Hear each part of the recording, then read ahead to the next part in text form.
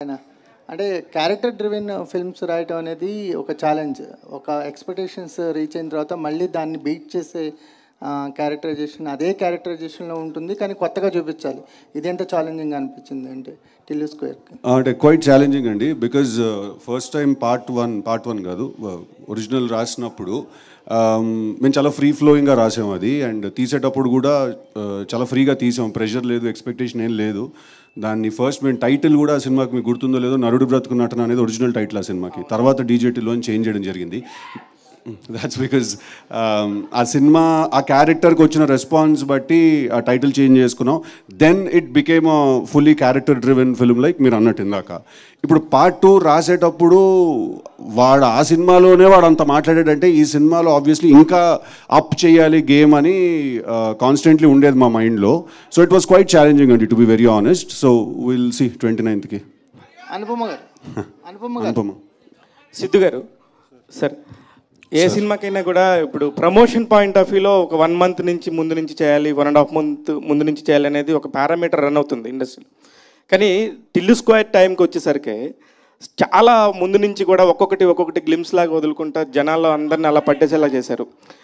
దానికి ముందు నుంచి ఒక ప్లాన్ ఏమైనా ప్రిపేర్ చేసుకున్నారు ఇట్లానే చేయాలని, లేకపోతే దీనికోసం ఏంటిది? లేదు సార్, అస్సలు అలా ఒక ప్లాన్ చేసి స్ట్రాటజీ లాగా చేయలేదండి సార్. క్వశ్చన్ అడిగారు మీరు.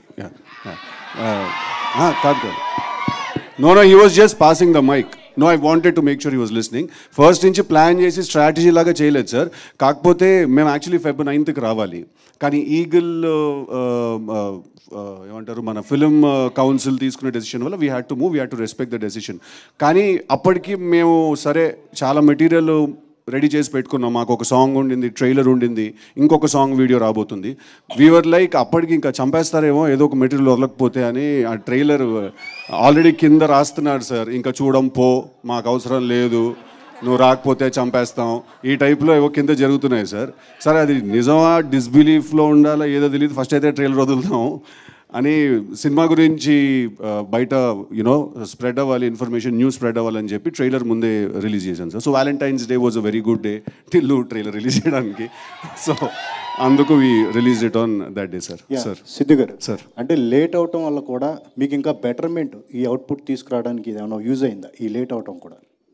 అంటే సార్ ఇప్పుడు అది ఎంత లేట్ అవుతుందో మేము అంత దాన్ని కెలుగుతూ ఉంటాం సార్. దాన్ని అది ఎంత లేట్ అవుతుందో ఒక ఫిక్స్డ్ టైం పెట్టుకొని ఒక ప్రోడక్ట్ చేస్తే డెఫినెట్లీ దాంట్లో కొన్ని ఫ్లాస్ ఉంటాయండి. బయటకు వచ్చినప్పుడు ఏ ప్రోడక్ట్ కూడా పర్ఫెక్ట్గా ఉండదు.